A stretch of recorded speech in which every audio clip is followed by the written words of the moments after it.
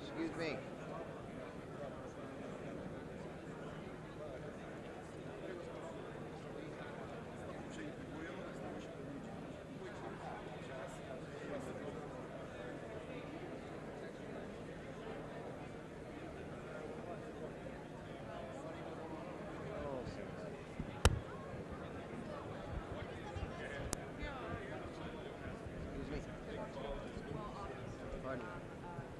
The United Nations, we're here, I'm here, the President will be here, the Secretary Rubio will be here. They're transparent, they've been very clear. The President obviously loves New York.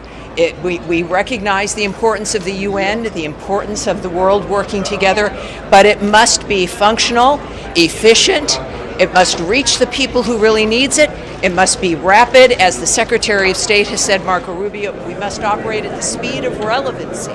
So it's because we care is why you're going to hear messages about reform and restoration, things that will take us into the future. Do you think the President will address the peace in DRC? I'm not going to get ahead of the President. He will address everything of importance to us. It's clear. He's made a difference in the world. He'll continue to. It's going to be a very exciting day. The door is open to the future. What do you plan to talk with Lavrov?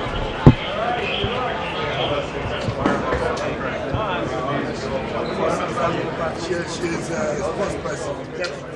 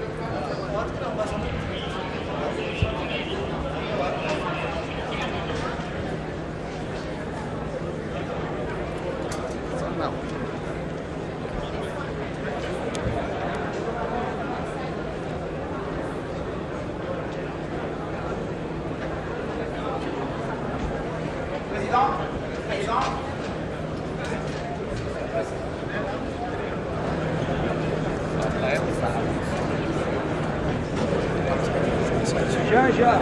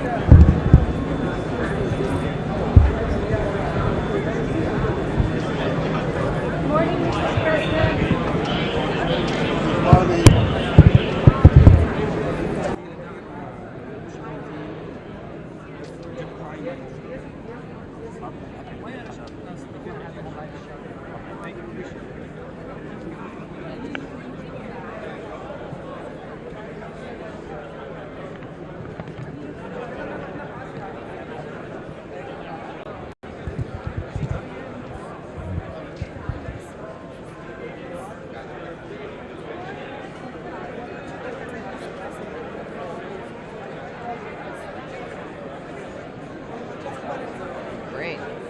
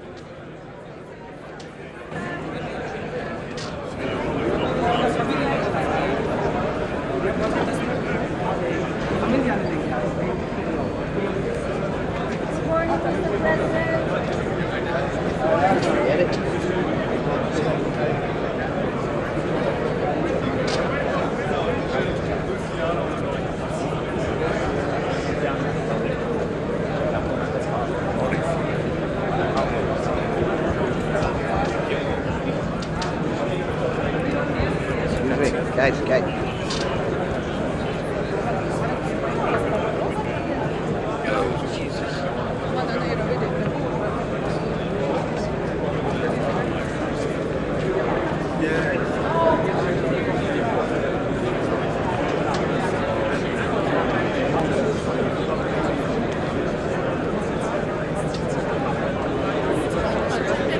fac să interpretita în maniera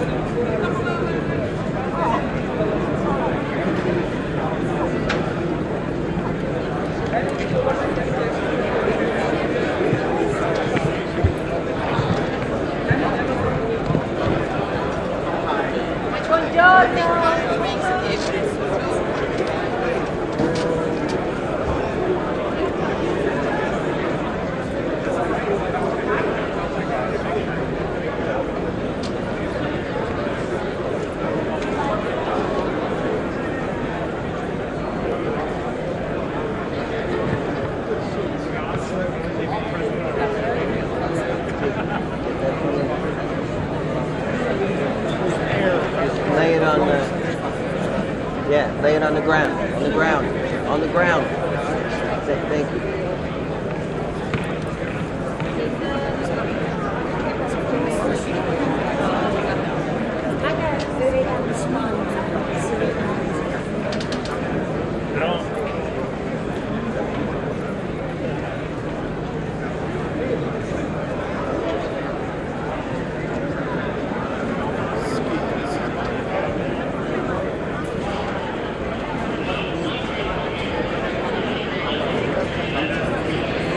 Yeah, he disappeared before.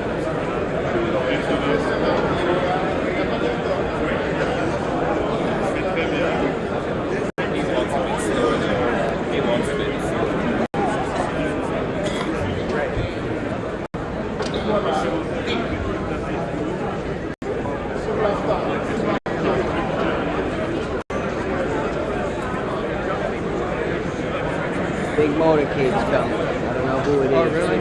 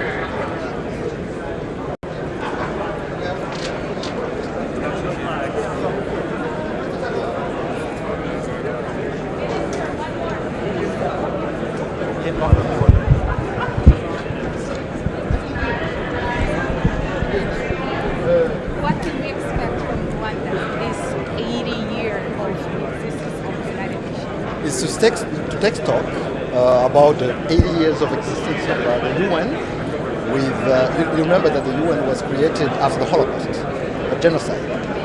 But there are failures that happened during the last 80 years, including the genocide against the Tutsi in Rwanda.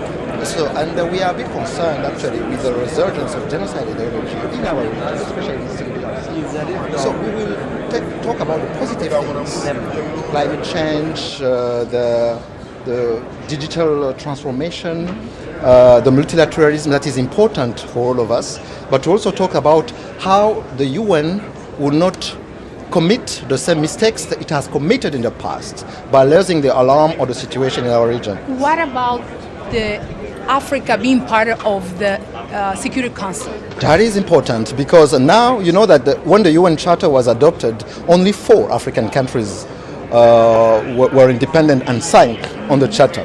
And now 2/3 of the items on the agenda of Security Council is about African conflict, African issues. Yet we don't have any single permanent member. So what we believe is that we need to have at least 2 African states as permanent member with all rights and privileges, including the veto right. So we believe in that. What about the ceasefire in DRC? Can you share something? It's coming. When are we seeing the ceasefire? We signed an important agreement, the Washington Peace Agreement, was mediated by the U.S. administration, the Trump administration. Now meetings are taking place in Washington of organs that are provided for by the process. The Washington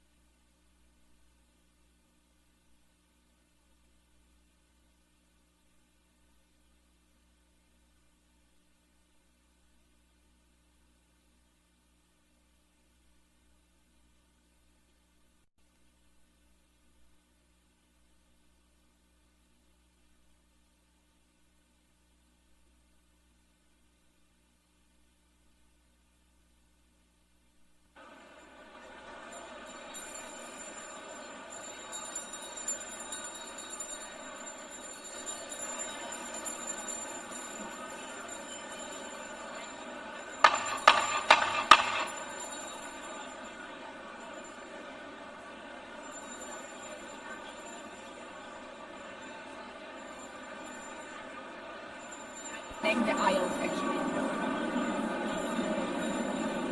Please take your seats. We are going to start now.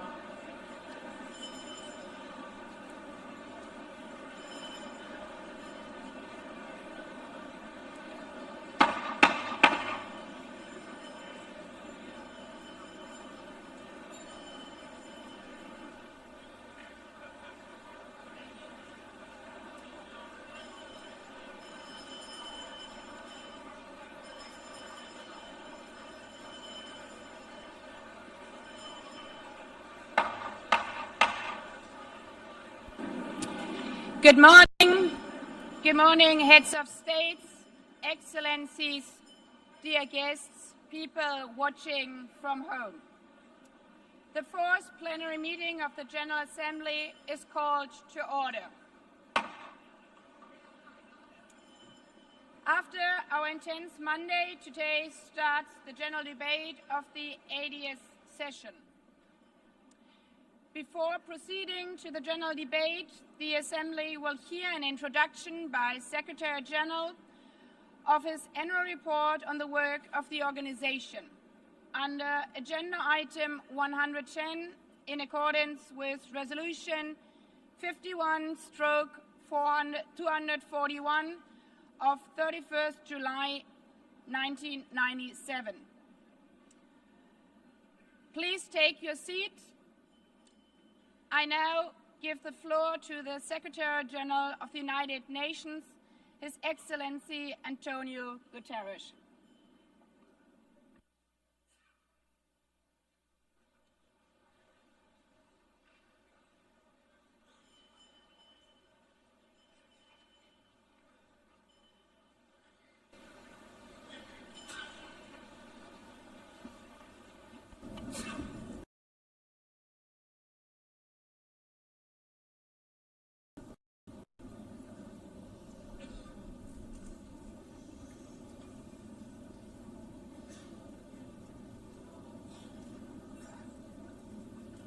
Please, could you take your seats?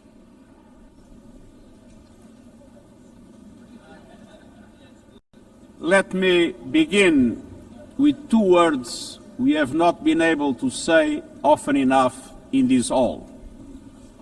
Madam President.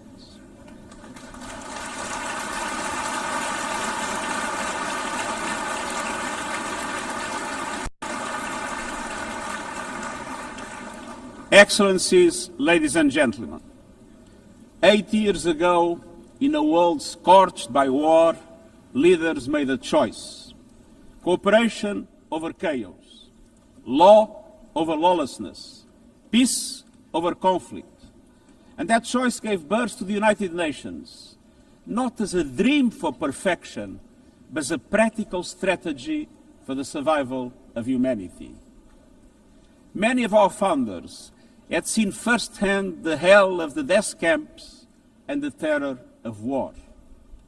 They knew that true leadership meant creating a system to prevent a replay of those horrors, a firewall against the flames of conflict and World War III, a forum for sovereign states to pursue dialogue and cooperation, and a concrete affirmation of an essential human truth: we are all in this together. And this General Assembly Hall is the heartbeat of that truth. It is why for decades world leaders have come to this one-of-a-kind podium. It is why you are here today. Because at its best, the United Nations is more than a meeting place. It's a moral compass, a force for peace and peacekeeping, a guardian of international law, a catalyst for sustainable development, a lifeline for people in crisis, a lighthouse for human rights, and a center that transforms your decisions, the decisions of member states, into action.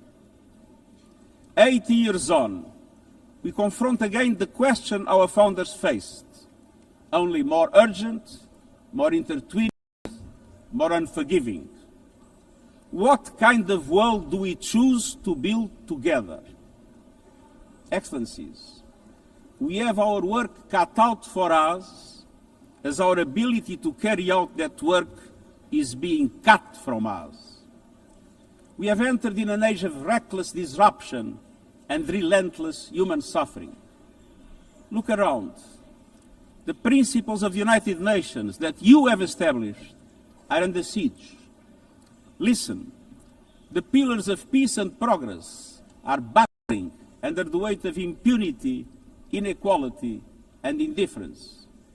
Sovereign nations invaded, hunger weaponized, truth silence, rising smoke from bombed-out cities, rising anger in fractured societies, rising seas swallowing coastlines. Each one a warning, each one a question. What kind of world will we choose? A world of raw power or a world of laws? A world that is a scramble for self-interest or a world where nations come together? A world where might makes right or a world of rights for all? Excellencies, our world is becoming increasingly multipolar, and this is positive, reflecting a more diverse, dynamic global landscape.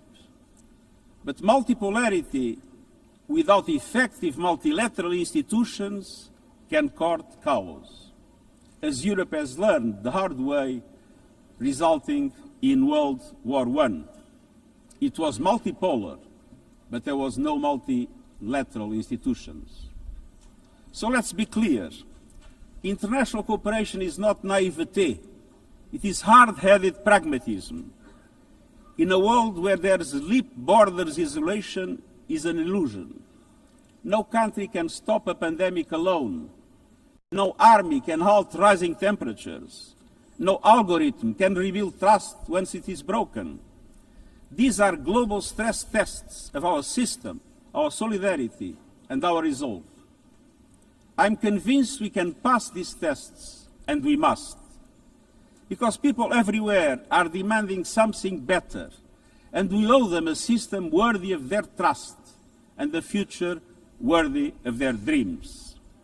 And so we must make the choice, an active choice, to reaffirm the imperative of international law, to reassert the centrality of multilateralism, to reinforce justice and human rights, and to recommit to the principles that gave rise to our organization, and to the promise contained in its first words, we, the peoples.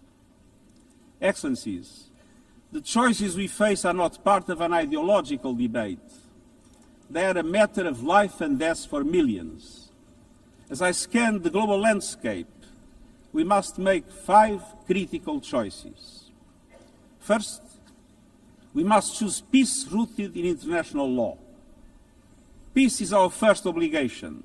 Yet today, wars rage with a barbarity we vowed never to allow.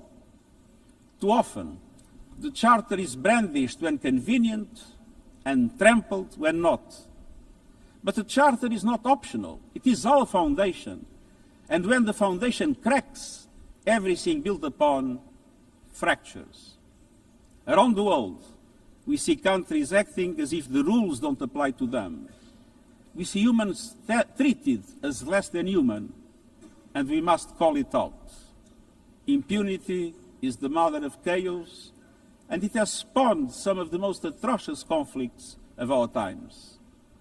In Sudan, civilians are being slaughtered, starved, and silenced.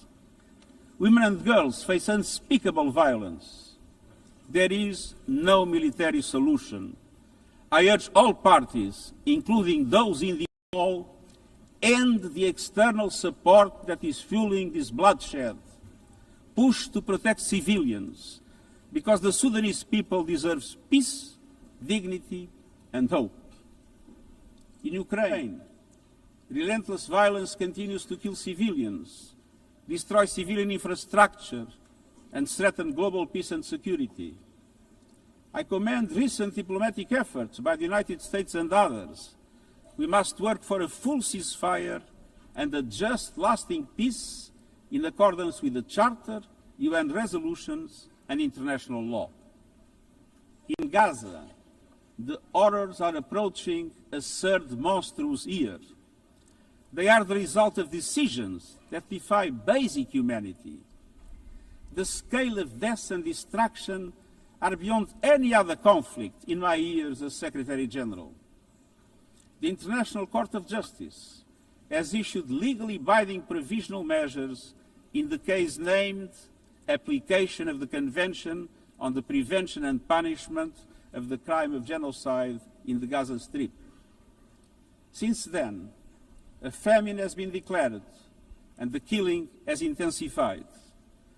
The measures stipulated by the ICJ must be implemented fully and immediately.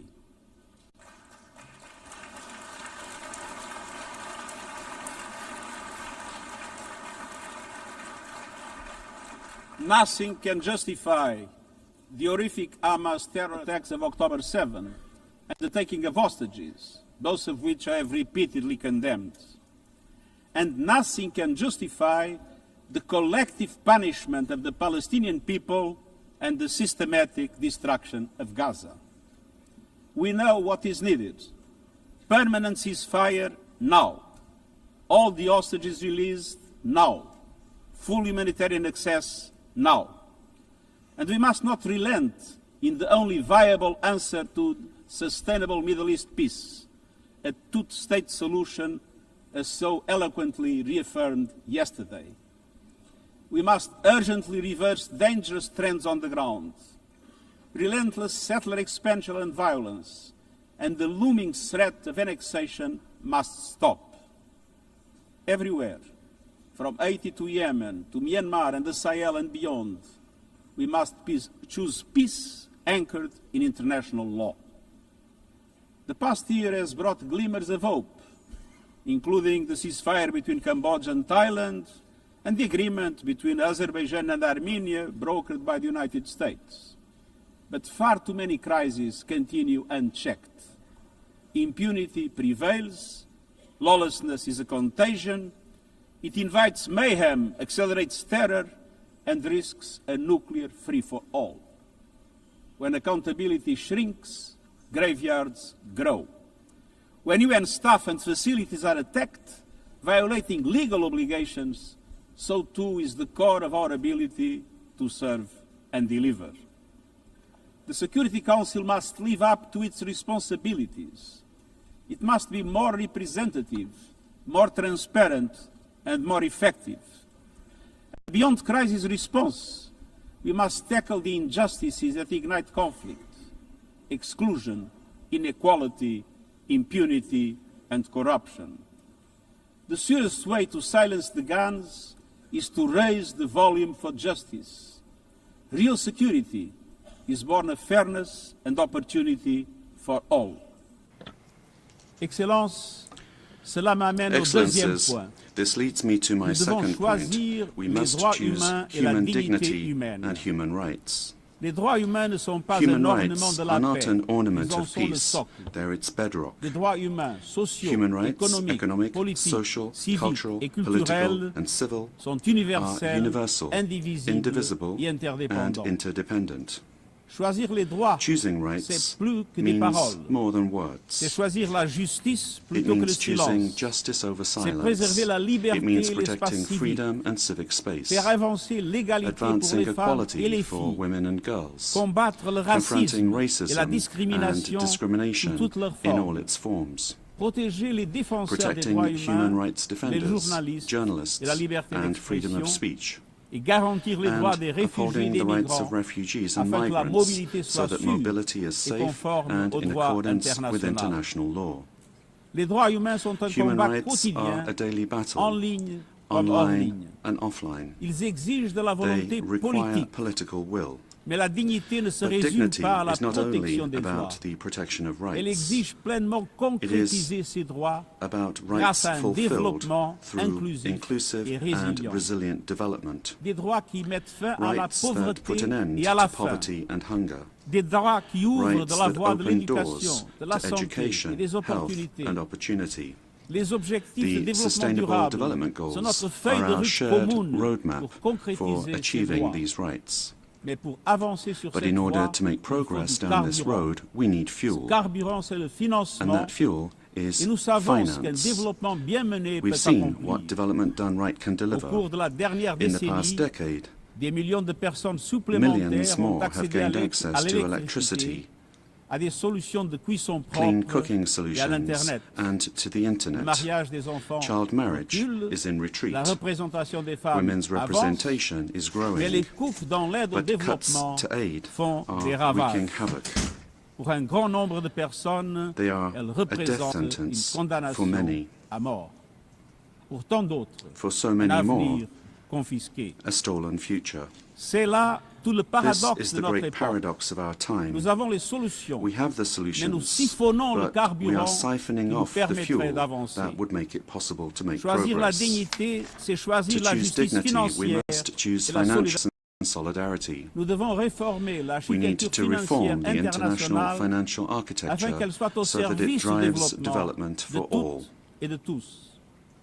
Avant que des banques multilatérales de With bigger développement and plus grandes et bolder plus multilateral audacieuses, development qui banks prêtent lending more davantage et mobilisent and plus de capitaux mobilizing more privés pour les private pays en capital développement, for developing avec des countries, mécanismes d'allègement de with dette plus faster rapides et and plus fairer justes, debt relief mechanisms tous nations, helping every country in crisis, including middle-income countries. Protecting natural resources by tackling illicit financial flows and abusive tax practices that rob societies of their future. And global financial institutions that represent today's world, with far greater participation of developing countries in terms of their composition and their decision-making. So let us choose a global economy that works for everyone, men and women. Let us choose human rights and dignity, and let us equip ourselves with the means to ensure a transition for people and the planet. Excellencies, this brings me to the third choice. We must choose climate justice. The climate crisis is accelerating, but so are the solutions. The clean energy future is no longer a distant promise. It's already here. No government, industry, or special interest can stop it. But some are trying, hurting economies, locking in higher prices, and squandering a historic opportunity. Excellencies, fossil fuels are a losing bet. Last year, almost all new power capacity came from renewables, and the investment is surging. Renewables are the cheapest and fastest source of new power. They create jobs, drive growth, shield economies from volatile oil and gas markets, connect the unconnected, and can free us from the tyranny of fossil fuels. But not at today's pace.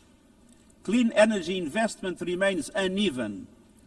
21st century grids and storage are not rolling out fast enough. And public subsidies, taking from taxpayer money, still flow to fossil fuels over clean energy by a factor of 9 to 1. Meanwhile, emissions, temperatures, and disasters keep rising. And those least responsible suffer the most.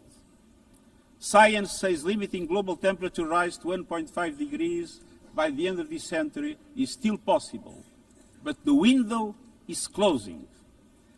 The International Court of Justice has affirmed the legal obligation of states. We must step up action and ambition, especially through strengthened national climate plans. Tomorrow, I will welcome leaders to announce new targets. The G20, the biggest emitters, must lead, guided by common but differentiated responsibilities. But all countries must step up and do more as we head to the UN Climate Conference in Brazil. By accelerating action in energy, forests, methane and industrial decarbonization.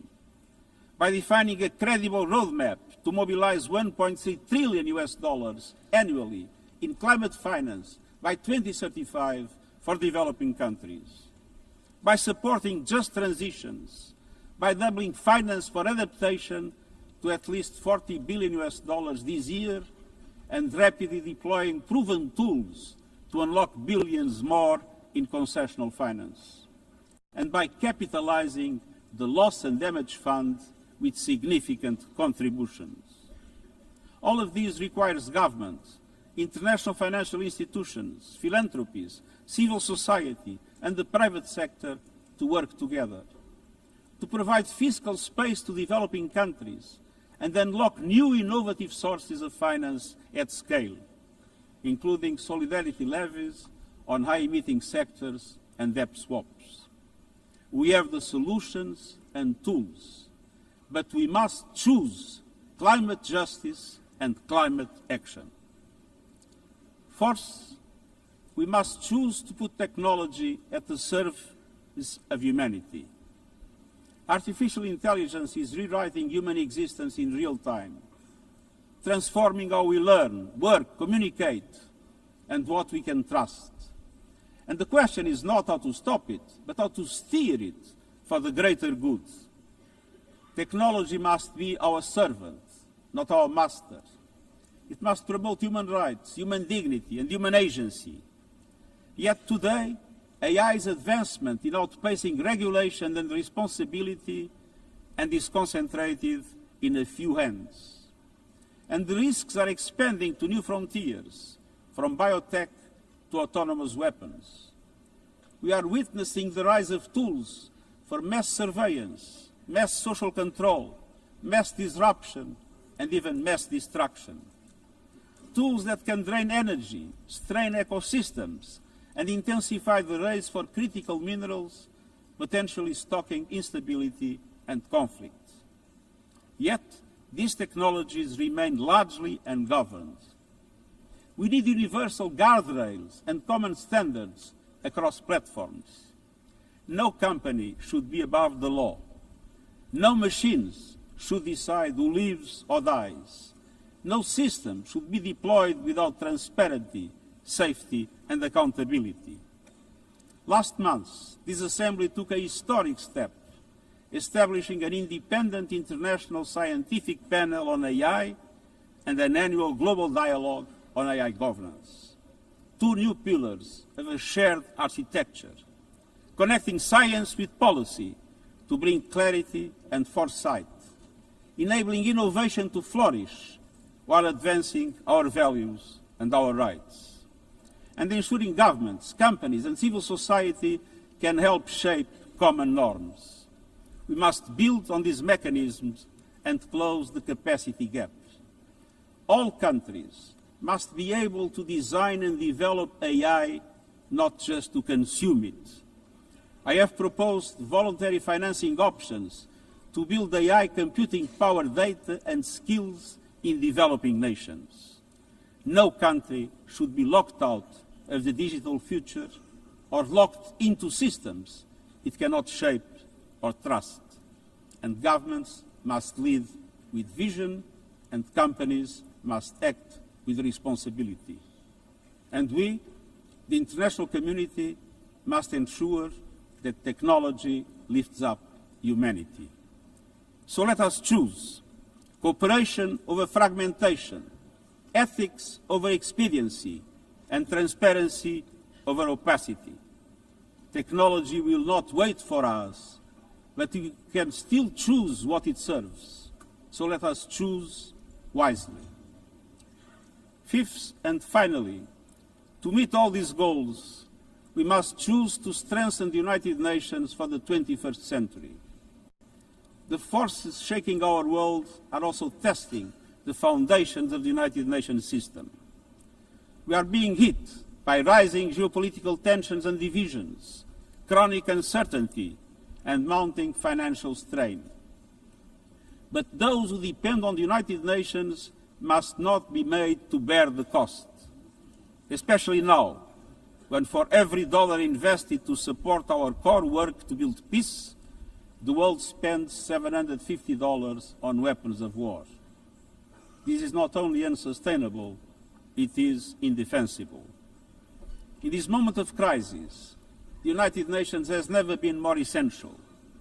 The world needs our unique legitimacy, our convening power, our vision to unite nations, to bridge divides and confront the challenges before us. The Pact for the Future has shown your determination to build a United Nations that is stronger, more inclusive, and more effective. That is the logic and the urgency of our UN80 initiative. We are moving swiftly and decisively. I put forward concrete proposals, a revised budget for 2026 that strengthens accountability, improves delivery, and cuts costs. Practical reforms to implement mandates more effectively and efficiently with greater impact. And ideas to spark a paradigm shift in the structure of the UN and how its parts work together. Most of these decisions rest with you, the Member States, and we will move forward in full respect of the established procedures. Together, let us choose to invest in a United Nations that adapts, innovates, and is empowered to deliver for people everywhere. Excellencies, My overriding message comes down to this. Now is the time to choose. It's not enough to know what the right choices are. I urge you to make them. I grew up in a world where choices were few.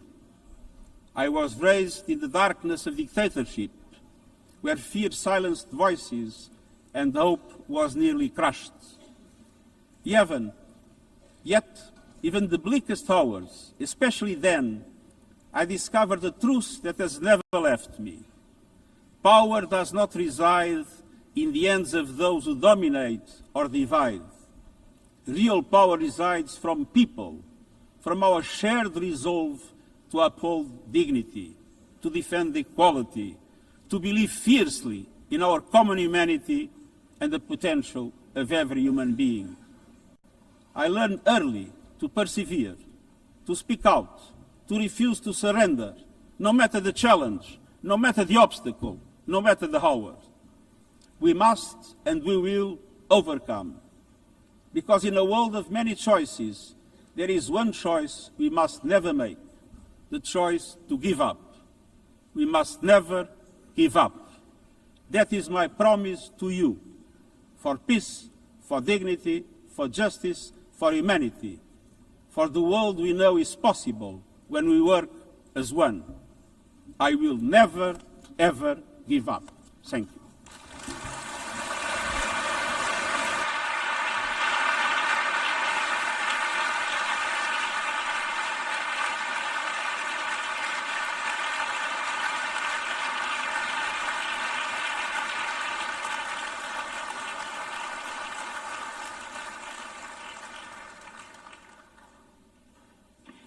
I thank the Secretary General.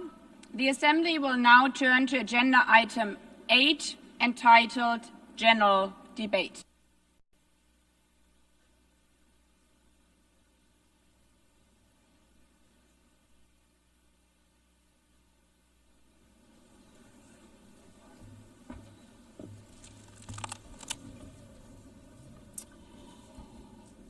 Years, longer than the average human life.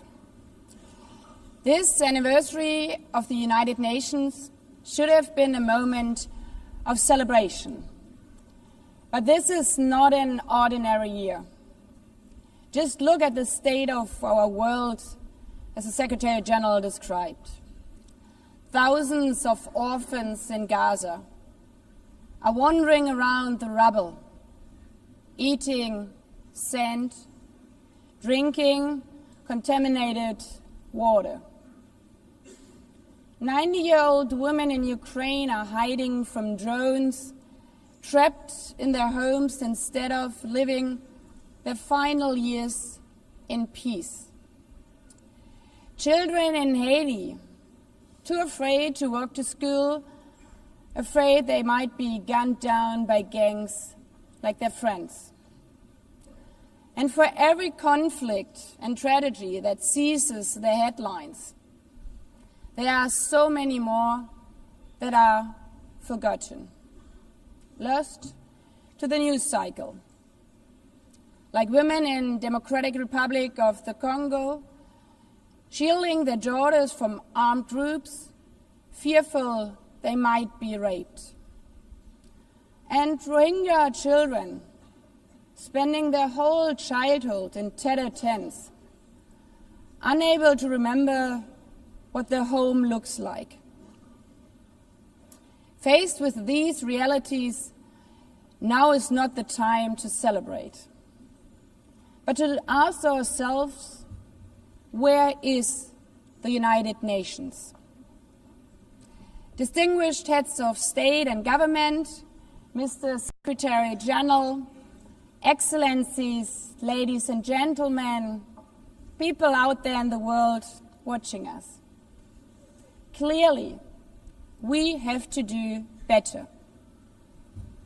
But what we should not let cynics allow to weaponize these failures, to argue that our institution is a waste of money, outdated, irrelevant. When the principles of the Charter are ignored, Is it the UN that has failed? When tanks rolled into Ukraine, was it because Article 2 of the Charter is not clear enough about sovereignty and territorial integrity? When civilians, children, are killed in Gaza, is it humanitarian law at fault for failing to protect them?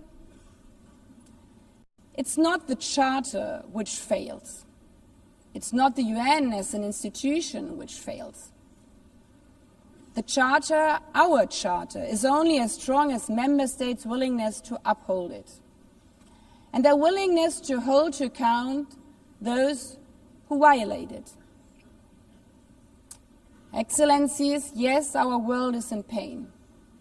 Yes, we have failures. But imagine how much worse would it be without the United Nations? Would a single person be better off without it? Without UNICEF, 26 million children would not have received an education. Without the World Food Programme, nearly 125 million people would have lacked life-saving food assistance. Without the World Health Organization, over 1 billion vaccines would not have been supplied. Sometimes we could have done more, but we cannot let this dishearten us. If we stop doing the right thing, evil would prevail. This 80th session is not about big celebrations. It's about finding the resolve not to give up, the resolve to be better together, just as our predecessors did 8 decades ago. This institution was born in a world on fire and desperate for reprieve. 750 million, nearly a third of humanity back then, still under colonial rule. 2 world wars in a generation, 70 million dead. The horrors of the Holocaust revealed to our collective shame. This was a generation that knew almost nothing but suffering and despair. The signing of the Charter in 1945 gave hope to millions, gave us a North Star that guided our path from the ashes of war, helped guide nations from colonial rule into independent states, helped end apartheid. Across the decades, the United Nations has been a compass pointing toward peace, humanity, and justice.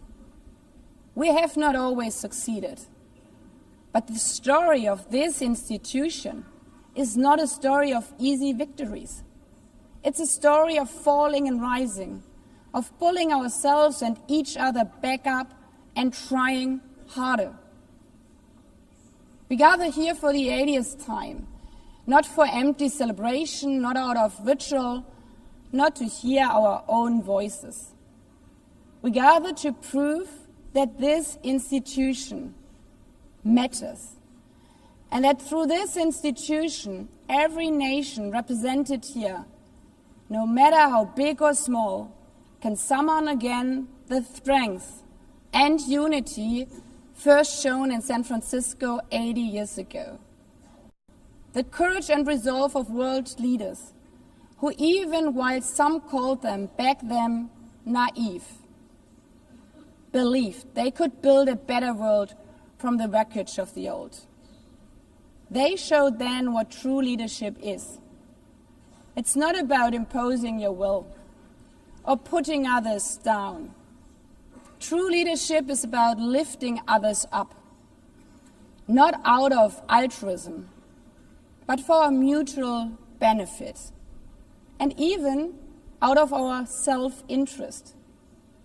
Because as our founders and every architect of peace since then has understood, helping others is what makes ultimately our own countries stronger. Could any state have faced the global pandemic alone? The virus did not have any passport. We were only able to solve it at the end with the support of the World Health Organization. The climate crisis does not stop at borders. CO2 emissions anywhere affect people everywhere. Even the wealthiest cities in the world cannot shield themselves from wildfires. And imagine coming here by plane. How safe would you feel to step into the next airplane if there were no International Civil Aviation Organization anymore, which is responsible for setting safety regulations for 5 billion passengers each year? How comfortable would you be with your children using the internet while AI is uncontrolled and unchecked? As the lines between what is real and fake start to blur. In this globalized, digitalized world, we work together or we suffer alone.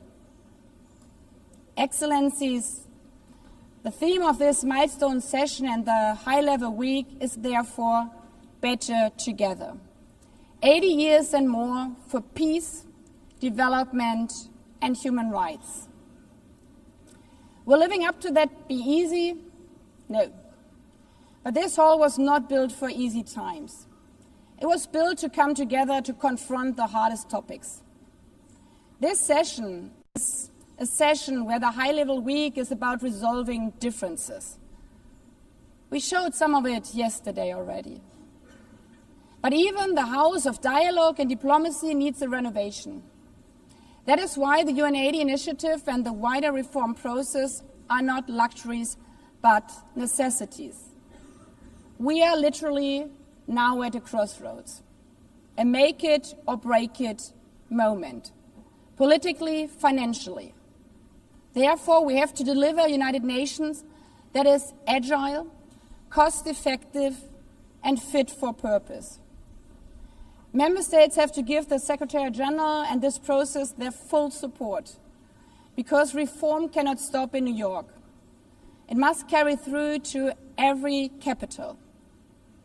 That includes delivering the Pact for the Future and accelerating progress on the Sustainable Development Goals. Again, this is not about charity.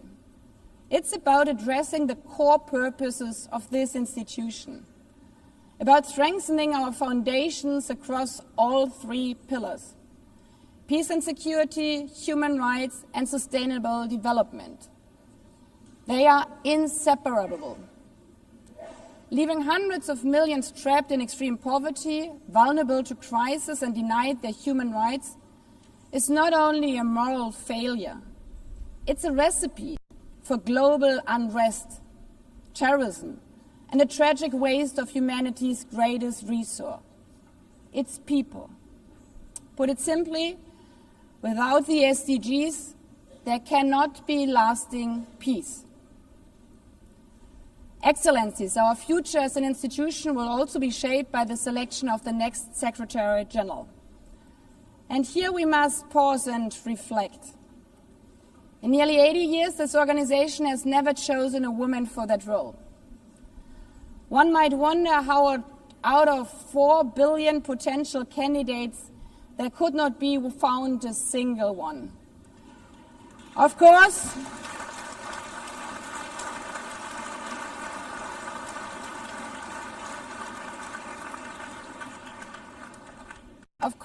the choice rests with member states. But those of you having been there yesterday celebrating Beijing, one strong female leader after the other from all our continents. Like 80 years ago, we are standing at a crossroads. And it's up to us, to every single member state, to live up to the same leadership as your predecessors did, to act when action is needed, to uphold the principles of our Charter, to be better together, to show the people around the world that this United Nation is there today, tomorrow, and for the next 8 decades. Because, after all, it's the life insurance for every country.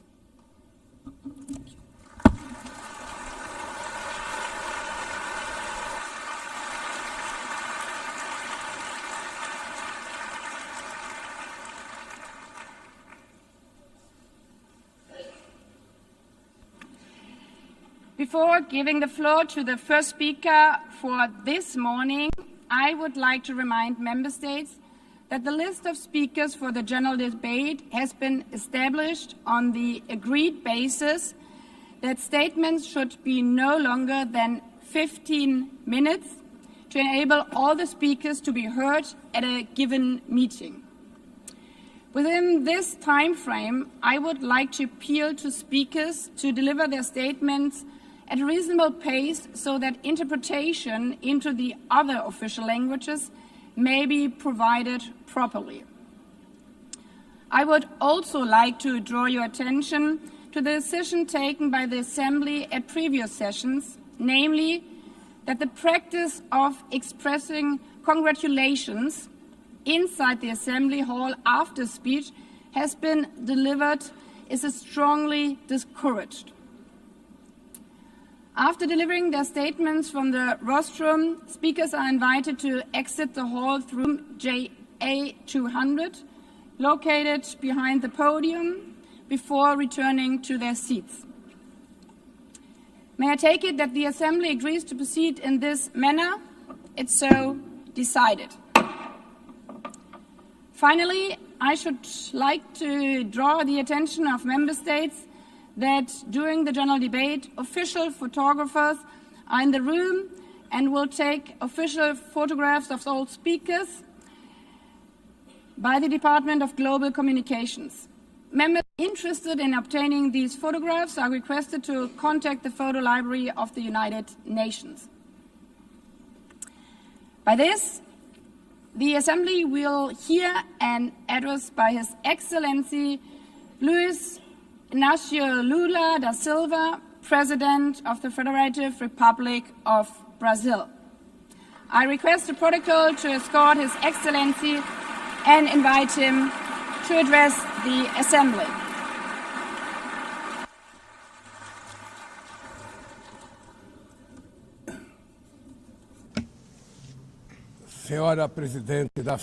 Madam President of the General Assembly, Annalena Baerbock, Mr. Secretary-General Antonio Guterres, dear heads of state and government, and representatives of the member states gathered here. This should be a time to celebrate the United Nations. Created at the end of the war, the UN symbolizes the highest expression of the aspiration for peace and prosperity. Today, however, the ideals that inspired its founders in San Francisco are under threat as never before in their history. Multilateralism is at a new crossroads. The organization's authority is in check. We are witnessing the consolidation of an international order marked by repeated concessions to power play, attacks on sovereignty, arbitrary sanctions, and unilateral interventions are becoming the rule. There is a clear parallel between multilateralism crisis and the weakening of democracy. Authoritarianism is strengthened when we fail to act in the face of arbitrary acts. When the international society falters in defending peace, sovereignty, and the rule of law, the consequences are tragic throughout the world. Anti-democratic forces are trying to subjugate institutions and stifle freedoms. They worship violence, praise ignorance, act as physical and digital militias, and restrict the press. Mesmo sob ataque sem Even precedentes, under an o Brasil unprecedented optou attack, por Brazil resistir chose to e resist defender sua and defend its democracia democracy, reconquistada há 40 regained anos 40 pelo seu years povo ago by depois its de people 2 décadas de after governo 2 ditatorial. decades of dictatorial government. Não há justificativa There para is as no medidas justification for unilaterais e unilateral arbitrárias and contra nossas arbitrary measures instituições e nossa against our economia. institutions and our A economy. agressão contra a independência do The Poder aggression Judiciário against the é independence of the inaceitável. judiciary branch of power Esta is ingerência unacceptable. em This assuntos internos interference in domestic conta com o affairs auxílio de uma is extrema-direita aided by a subserviente subservient e saudosa far-right de antigas who is hegemonias. nostalgic of past Falsos hegemonies. patriotas False arquiteta e patriots promove plan and publicly publicamente promote ações contra o actions Brasil. against Brazil. Não há pacificação com Cannot impunidade. be achieved with Há poucos impunity. dias, A few days e ago, pela primeira and for the vez em first time in 525 anos de nossa 525 história, years of our history, ex-chefe de a Estado former head of state foi condenado was por atentar convicted contra of o Estado attacking the democrático de democratic direito. rule of law. Foi He investigado, was investigated, indiciado e julgado indicted, trialed, e and held responsabilizado pelos accountable seus atos for his em actions processo in a minucioso. meticulous process. Teve amplo direito de defesa, He has the prerrogativa right to que as defend himself for ditaduras security, negam a às suas prerogative that vítimas. dictatorships deny to Diante their dos victims olhos do mundo, before the eyes of the O Brasil world. deu um recado Brazil a todos os sent a candidatos message to all autocratas aspiring e aqueles que os apoiam. autocrats and those who Nossa support them. democracia Our e democracy, nossa our soberania sovereignty são are inegociáveis. non-negotiable.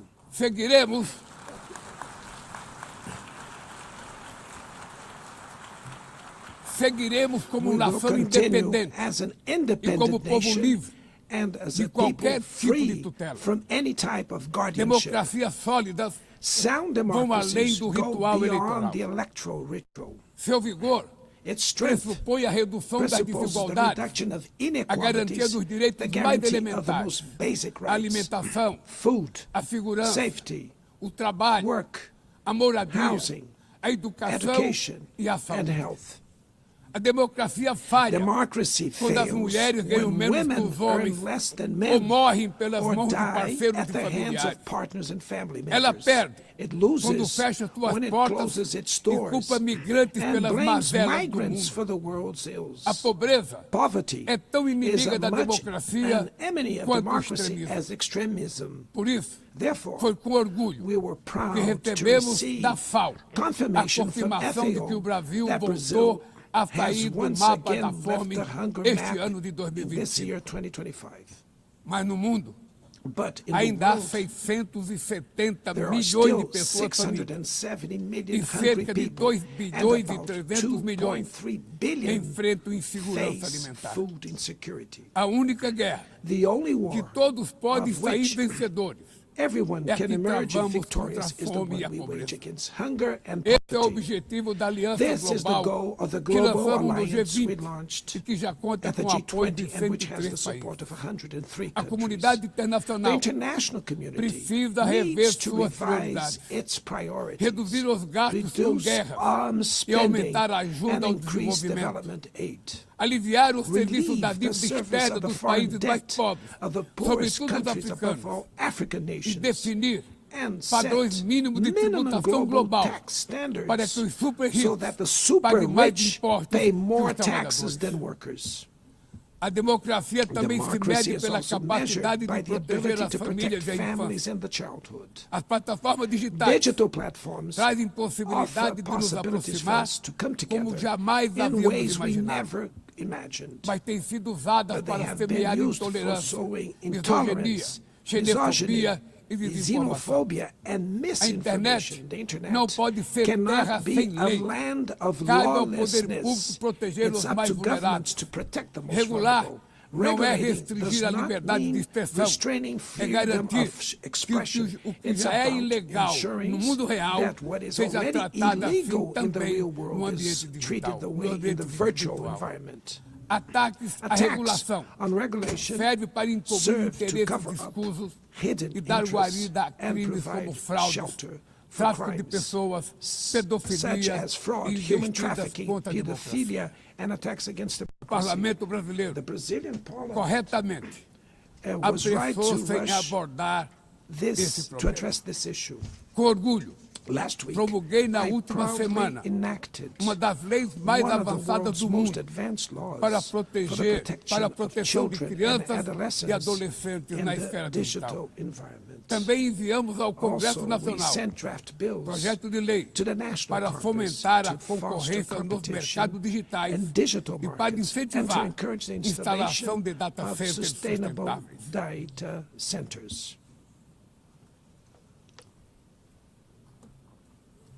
Para mitigar os riscos da inteligência artificial, apostamos na construção de uma governança multilateral em linha com o Pacto Digital Global aprovado neste plenário no ano passado. Senhoras e senhores, na América Latina e Caribe, vivemos um momento de crescente polarização e instabilidade. Manter a região como zona de paz sempre foi e é a nossa prioridade. Somos um continente livre de armas de destruição em massa, sem conflitos étnicos ou religiosos. É preocupante a equiparação entre a criminalidade e o terrorismo. A forma mais eficaz de combater o tráfico de drogas é a cooperação para reprimir a lavagem de dinheiro e limitar o comércio de armas. Usar força letal em situações que não constituem conflitos armados equivale a executar pessoas sem julgamento. Outras partes do planeta já testemunharam intervenções que causaram danos maiores do que se pretendia evitar, com graves consequências humanitárias. A via do diálogo não deve estar fechada na Venezuela. O Haiti tem direito a um futuro livre de violência. E é inadmissível que Cuba esteja listada como o país que patrocina o terrorismo.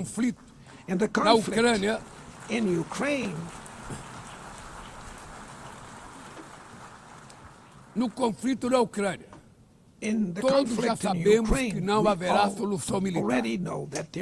O recente encontro no Alasca despertou a esperança de uma saída negociada. É preciso pavimentar caminhos para uma solução realista. Isso implica levar em conta as legítimas preocupações de segurança de todas as partes. A iniciativa africana e o grupo de amigos da paz, criado por China e Brasil, podem contribuir para promover o diálogo. Nenhuma situação é mais emblemática do que o uso desproporcional e ilegal da força do que a da Palestina. Os atentados terroristas perpetrados pelo Hamas são indefensáveis sob qualquer ângulo, mas nada, absolutamente nada, justifica o genocídio em Gaza. Ali, sob toneladas de escombros, estão enterradas dezenas de milhares de mulheres e crianças inocentes. Ali também estão sepultados o direito internacional humanitário e o mito da superioridade ética do Ocidente. Este massacre não aconteceria sem a cumplicidade dos que poderiam evitá-lo. Em Gaza, fome é usada como arma de guerra e o deslocamento forçado de populações é praticado impunemente. Deve expressar minha admiração aos judeus que dentro e fora de Israel se opõem a esta punição coletiva. O povo palestino corre o risco de desaparecer. Só sobreviverá como um Estado independente integrado à comunidade internacional. Esta é a solução defendida por mais de 150 membros da ONU e afirmada ontem aqui, neste mesmo plenário, mas obstruída por um único veto. É lamentável que o presidente Mahmoud tenha sido impedido pelo país anfitrião de ocupar a bancada da Palestina nesse momento histórico.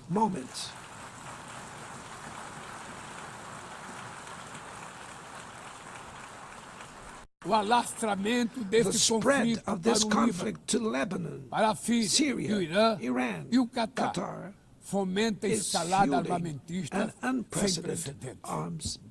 Senhoras Presidenta, bombas e armas nucleares não vão nos proteger da crise climática.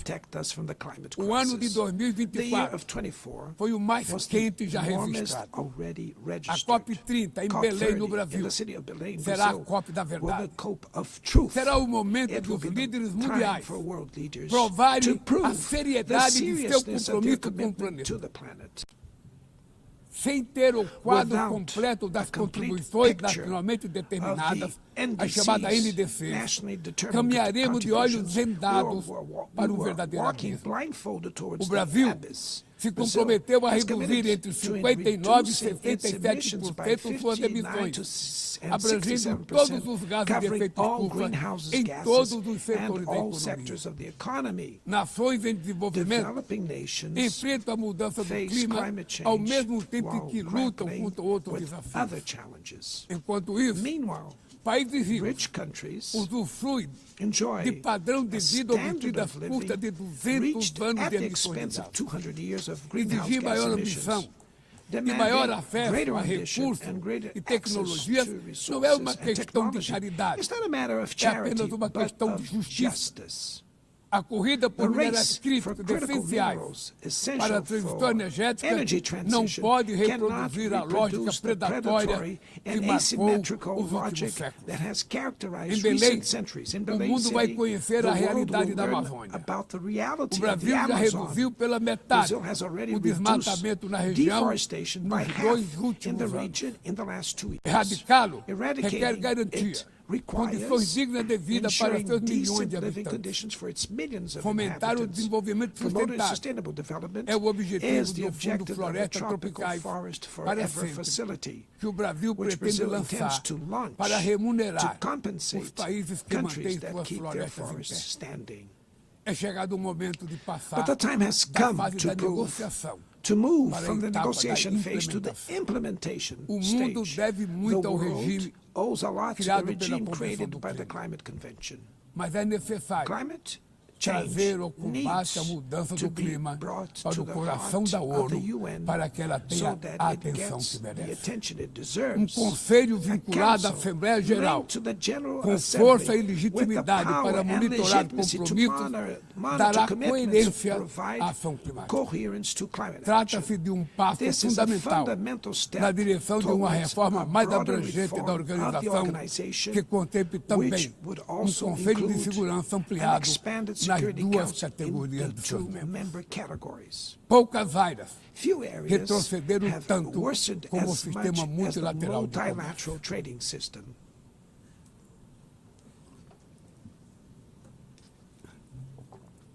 Medidas unilaterais transformam em letra morta princípios basilares como a cláusula de inação desfavorecida.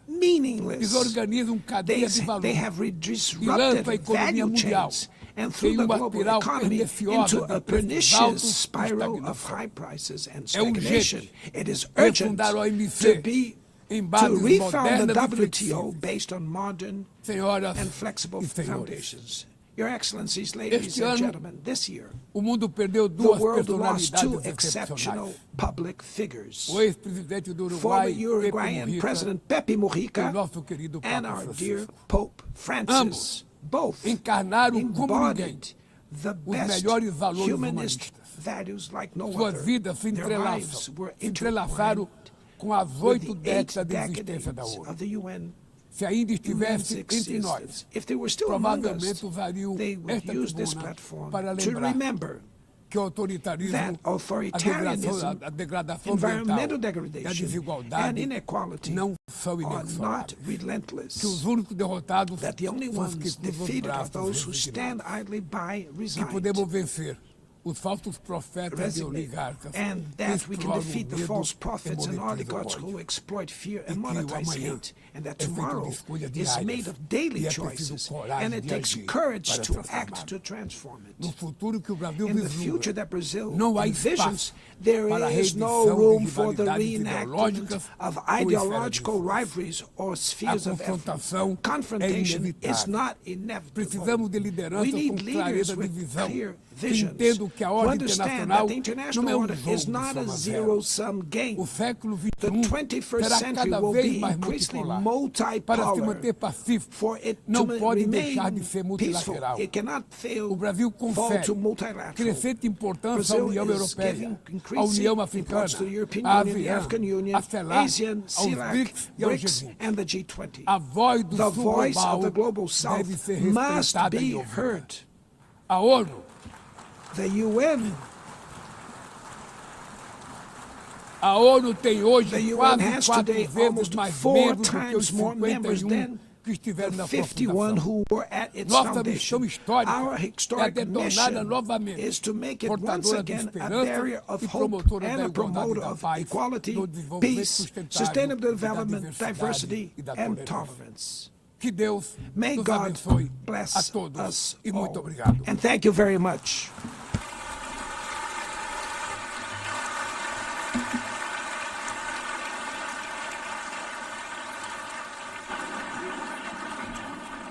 On behalf of the Assembly, I wish to thank the President of the Federative Republic of Brazil,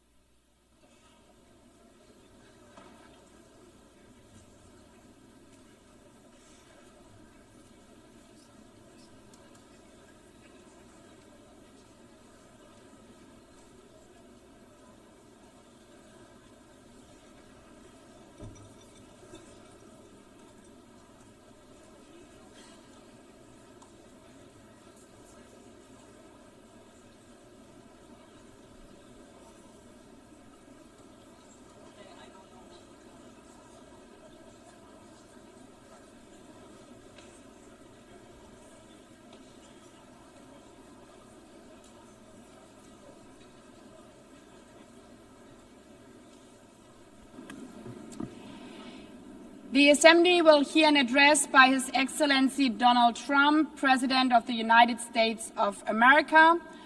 I request protocol to escort His Excellency and invite him to address the Assembly.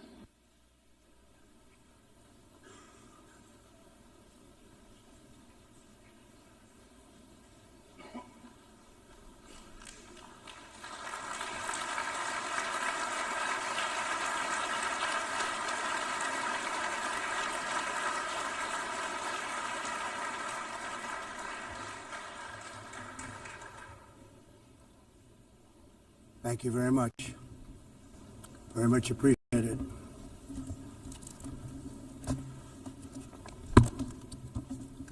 And I don't mind making this speech without a teleprompter, because the teleprompter is not working. I feel very happy to be up here with you nevertheless, and that way you speak more from the heart. I can only say that whoever's operating this teleprompter is in big trouble.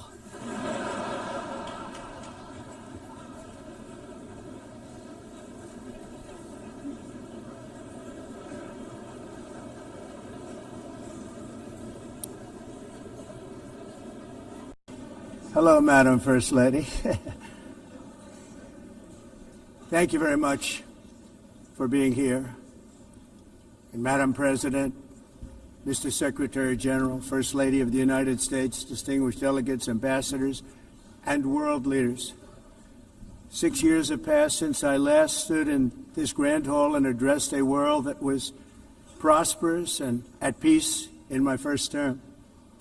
Since that day, the guns of war have shattered the peace I forged on 2 continents. An era of calm and stability gave way to one of the great crises of our time.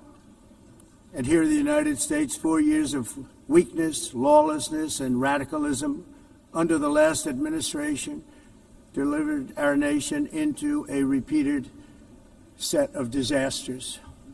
1 year ago, our country was in deep trouble, but today, just 8 months into my administration, we are the hottest country anywhere in the world, and there is no other country even close.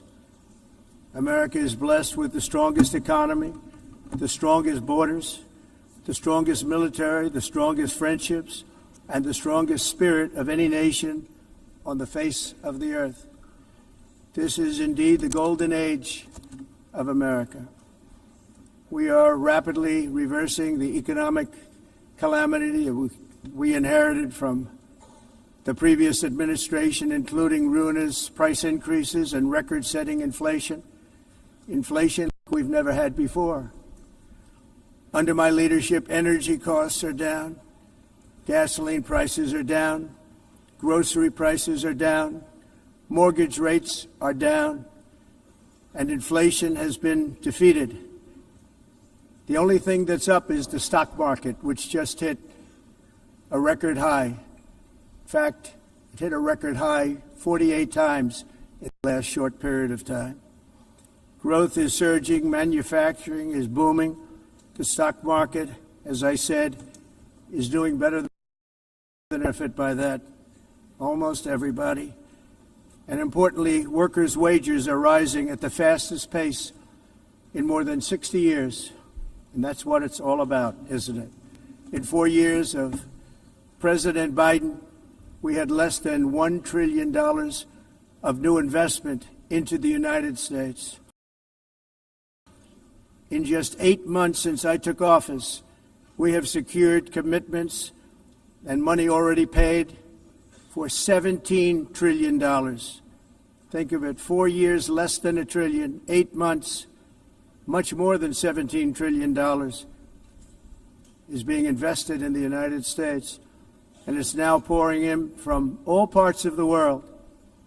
We've implemented the largest tax cuts in American history and the largest regulation cuts in American history. Once and again, the best country on earth to do business, and many of the people in this room are investing in America, and it's turned out to be an awfully good investment during this 8-month period.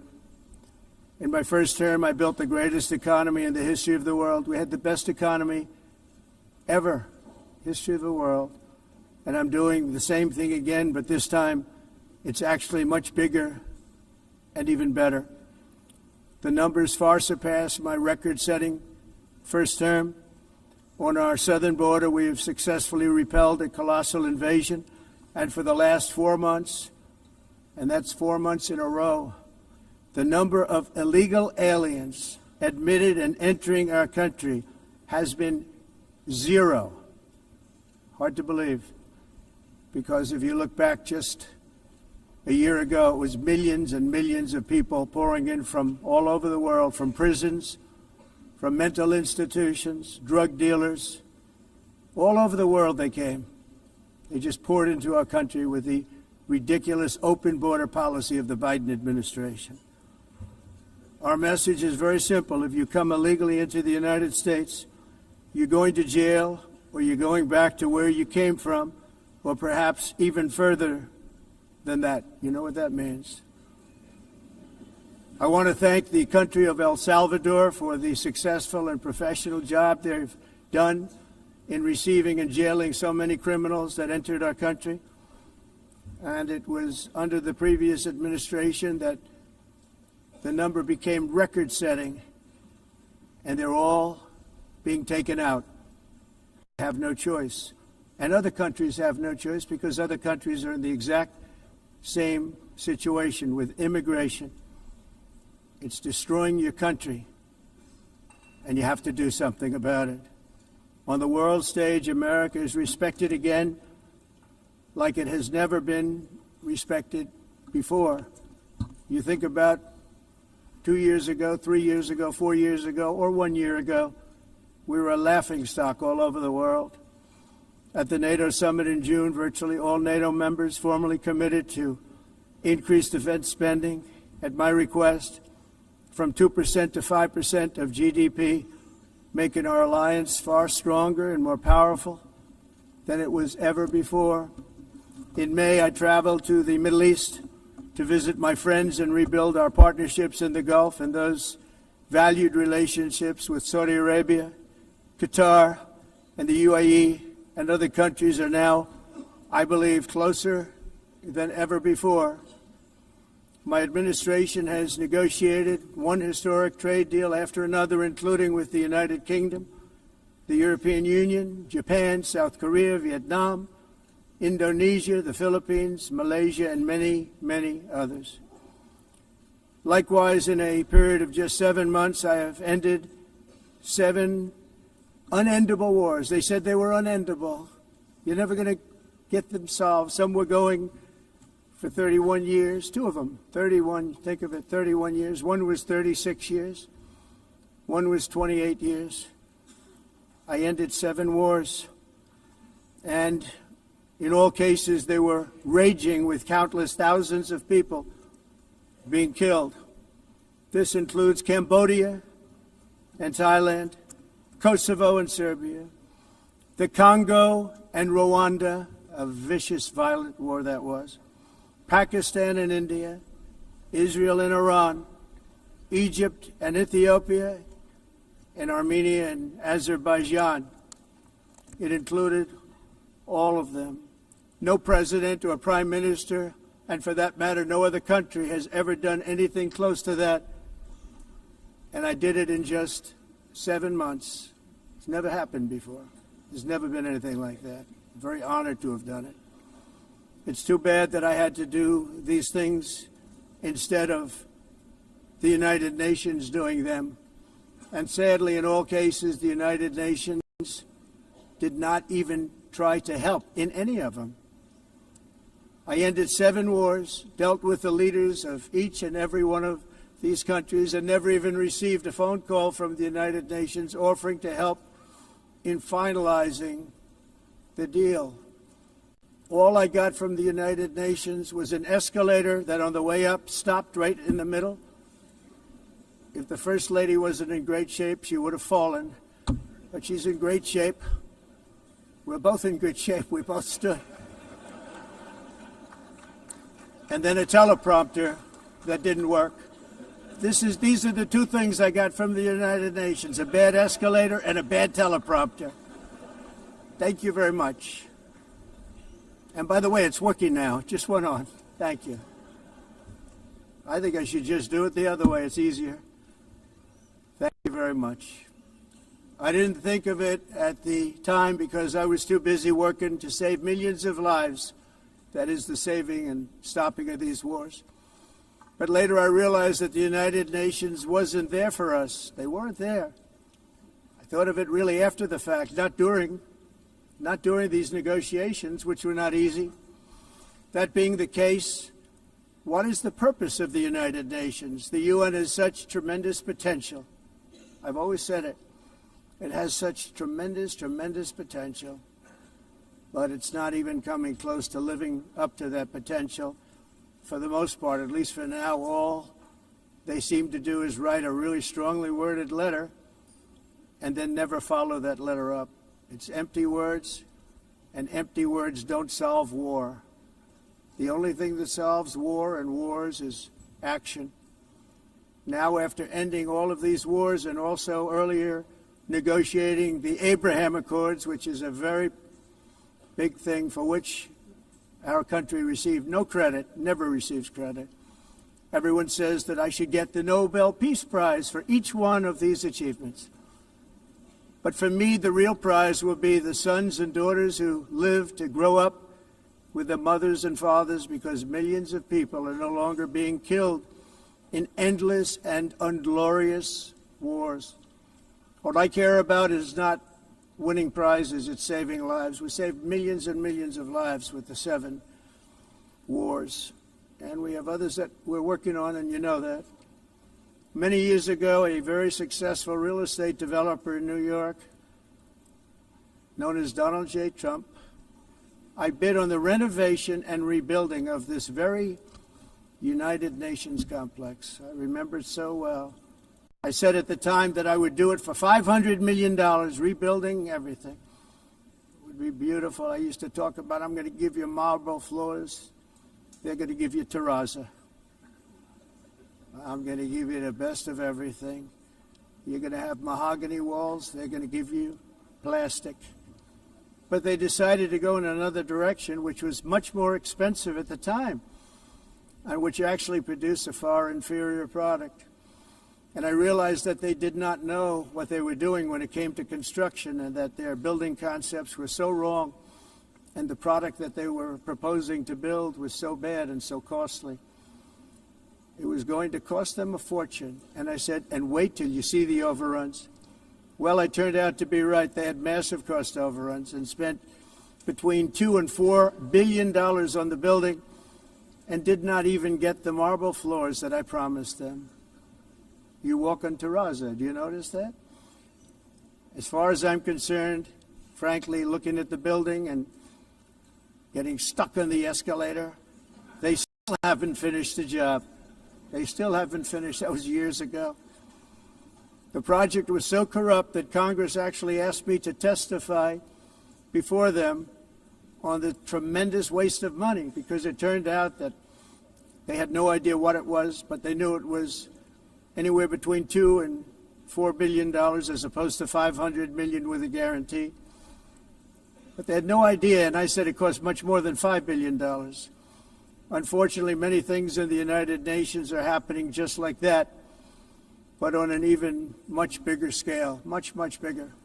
Very sad to see. Whether the UN can manage to play a productive role, I've come here today to offer the hand of American leadership and friendship to any nation in this assembly that is willing to join us in forging a safer, more prosperous world. And it's a world that we'll be much happier with. A dramatically better future is within our reach. But to get there, we must reject the failed approaches of the past and work together to confront some of the greatest threats in history. There is no more serious danger to our planet today than the most powerful and destructive weapons ever devised by man, of which the United States, as you know, has many. Just as I did in my first term, I've made containing these threats a top priority, starting with the nation of Iran. My position is very simple. The world's #1 sponsor of terror can never be allowed to possess the most dangerous weapon. That's why, shortly after taking office, I sent the so-called Supreme Leader a letter making a generous offer. I extended a pledge of full cooperation in exchange for a suspension of Iran's nuclear program. The regime's answer was to continue their constant threats to their neighbors and U.S. interests throughout the region, and some great countries that are right nearby. Today, many of Iran's former military commanders, in fact, I can say almost all of them, are no longer with us. They're dead. And 3 months ago, in Operation Midnight Hammer, 7 American B-2 bombers dropped the 30,000-pound each bombs on Iran's key nuclear facility, totally obliterating everything. No other country on earth could have done what we did. No other country has the equipment to do what we did. We have the greatest weapons on earth. We hate to use them. But we did something that for 22 years people wanted to do. With Iran's nuclear enrichment capacity demolished, I immediately brokered an end to the 12-day war, as it's called, between Israel and Iran, with both sides agreeing to fight no longer. As everyone knows, I have also been deeply engaged in seeking a ceasefire in Gaza. Have to get that done. Have to get it done. Unfortunately, Hamas has repeatedly rejected reasonable offers to make peace. We can't forget October 7th, can we? Now, as if to encourage continued conflict, some of this body is seeking to unilaterally recognize a Palestinian state. The rewards would be too great for Hamas terrorists for their atrocities. This would be a reward for these horrible atrocities, including October 7th, even while they refuse to release the hostages or accept a ceasefire. Instead of giving to Hamas and giving so much, because they've taken so much, they have taken so much. This could have been solved so long ago. But instead of giving in to Hamas's ransom demands, those who want peace should be united with one message: release the hostages now. Just release the hostages now. Thank you.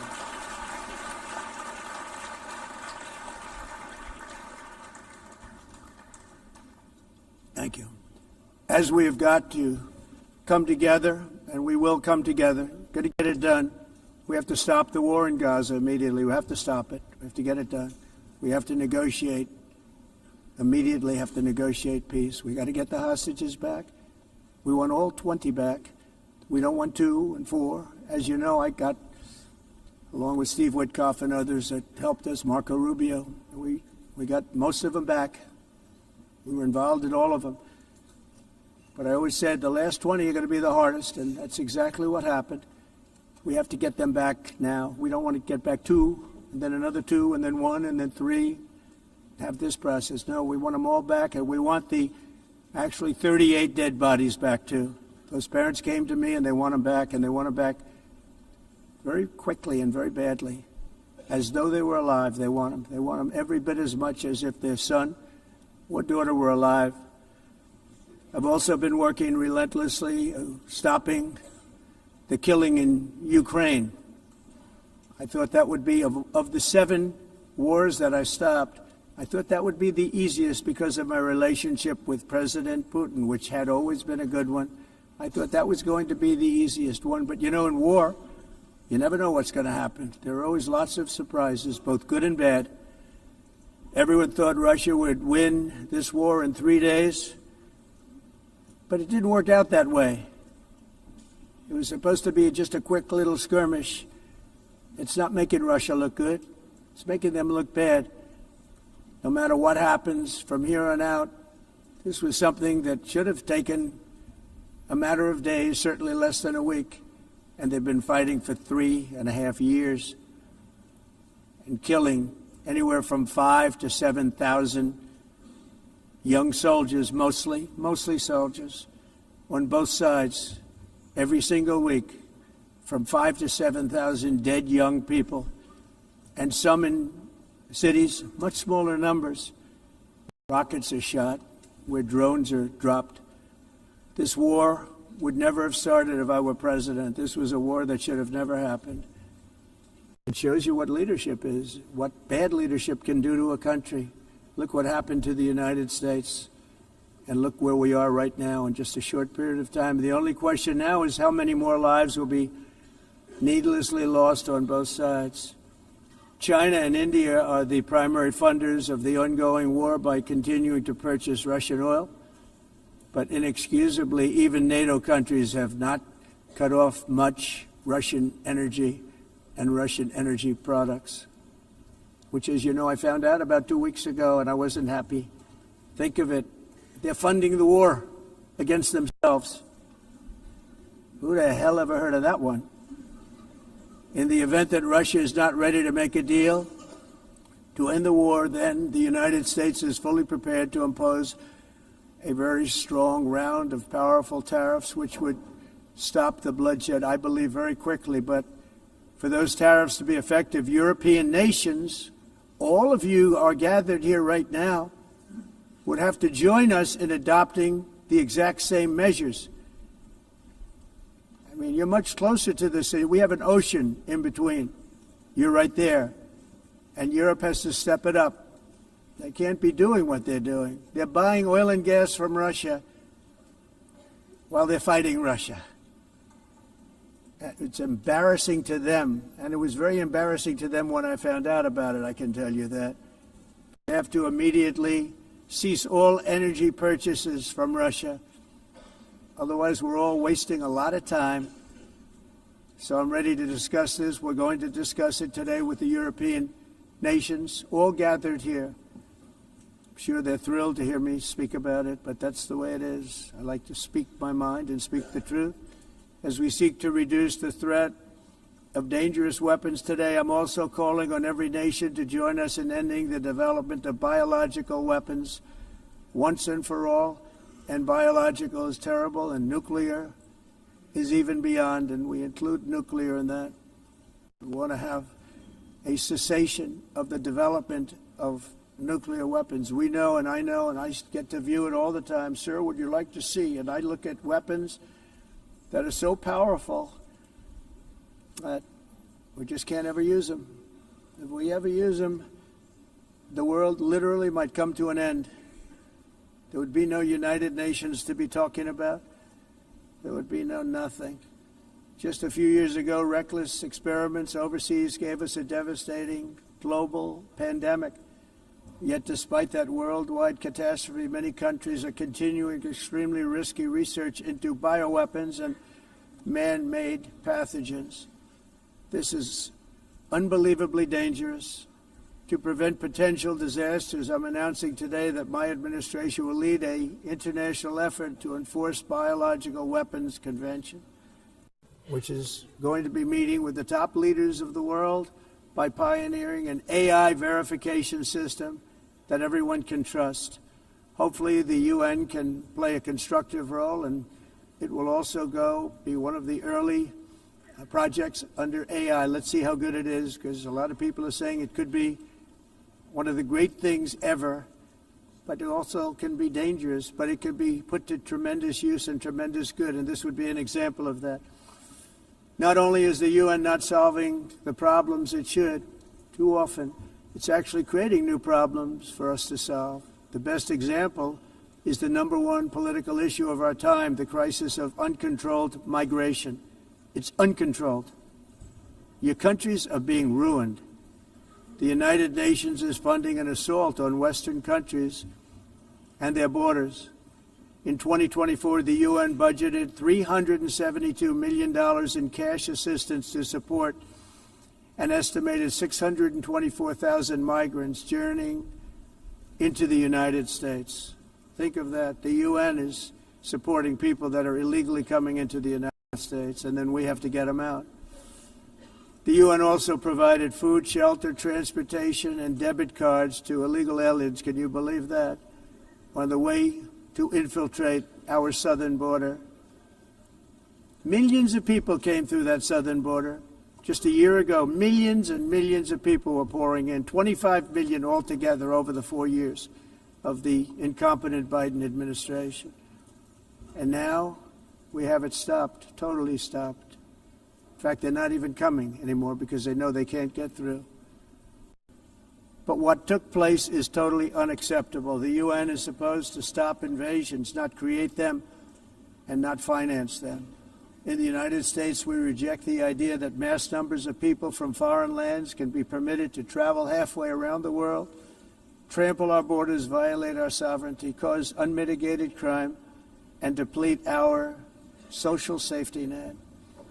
We have reasserted that America belongs to the American people, and I encourage all countries to take their own stand in defense of their citizens as well. You have to do that because I see it. I'm not mentioning names. I see it, and I can call every single one of them out. You're destroying your countries. They're being destroyed. Europe is in serious trouble. They've been invaded by a force of illegal aliens like nobody's ever seen before. Illegal aliens are pouring into Europe. Nobody is ever, and nobody's doing anything to change it, to get them out. It's not sustainable. And because they choose to be politically correct, they're doing just absolutely nothing about it. And I have to say, I look at London, where you have a terrible mayor, terrible mayor. And it's been so changed, so changed. Now they want to go to Sharia law, but you're in a different country. You can't do that. Both the immigration and their suicidal energy ideas will be the death of Western Europe if something is not done immediately. This cannot be sustained. What makes the world so beautiful is that each country is unique. But to stay this way, every sovereign nation must have the right to control their own borders. You have the right to control your borders, as we do now, and to limit the sheer numbers of migrants entering their countries and paid for by the people of that nation that were there and that built that particular nation at the time. They put their blood, sweat, tears, money into that country, and now they're being ruined. Proud nations must be allowed to protect their communities and prevent their societies from being overwhelmed by people they have never seen before, with different customs, religions, with different everything. Where migrants have violated laws, lodged false asylum claims, or claimed refugee status for illegitimate reasons, they should, in many cases, be immediately sent home. And while we will always have a big heart for places and people that are struggling and truly compassionate, answers will be given. We have to solve the problem, and we have to solve it in their countries, not create new problems in our countries. And we are very helpful to a lot of countries that are just not able to send their people anymore. They used to send them to us in caravans of 25,000, 30,000 people each. These massive caravans of people pouring into our country, totally unchecked and unvetted. But not anymore. According to the Council of Europe in 2024, almost 50% of inmates in German prisons were foreign nationals or migrants. In Austria, the number was 53% of the people in prisons were from places that weren't from where they are now. In Greece, the number was 54%, and in Switzerland, beautiful Switzerland, 72% of the people in prisons are from outside of Switzerland. When your prisons are filled with so-called asylum seekers who repaid kindness, and that's what they did, they repaid kindness with crime, it's time to end the failed experiment of open borders. You have to end it now. See, I can tell you.